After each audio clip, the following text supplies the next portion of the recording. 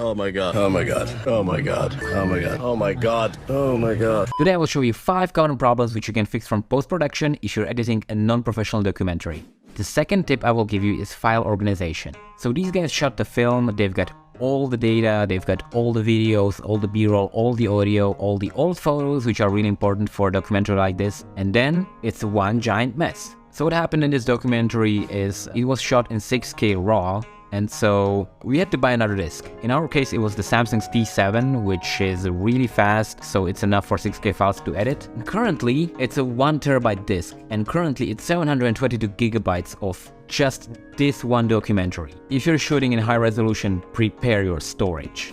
So the first thing we did is put all the photographs, the old photographs, in one folder so we can find it in one click. That was easy enough. Then we took all the sounds and organized it into these files and renamed them after the scenes they were shot at. If these were sounds of nature, which in this case there were a lot of them, we renamed them what they were. So here we have a bird chirping, there's rain falling in a puddle, another rain falling in a puddle, rain falling on leaves, another rain, detail of the river or the stream or the brook or the creek. I feel like they're the same things, but I'm pretty sure they aren't. All the dialogues shot by the audio guy are renamed with the same number as the videos, so you can easily find which 2 files to connect. But if you're smart enough, it probably isn't your case because most cameras have an audio input where you can input the sound directly and you don't have to like align it in the editing app. I wish I had told them this, but I somehow thought they knew that they can do that. But it's not a problem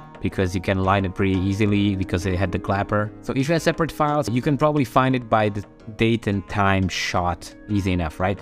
Then there is the folder for all the old b-roll, and b-roll usually doesn't need to be renamed. There's just like a lot of stuff. Don't waste your time doing it unless you have a lot of b-roll and a lot of different types of b-roll for different people.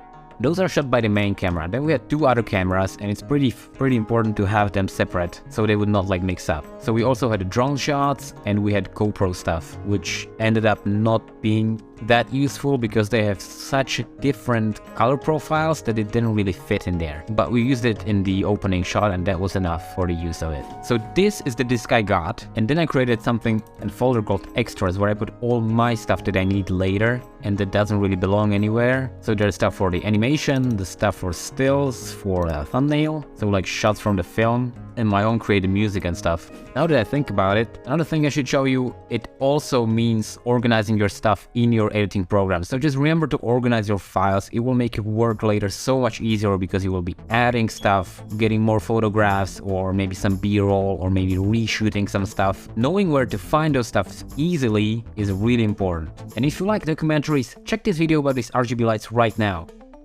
right here.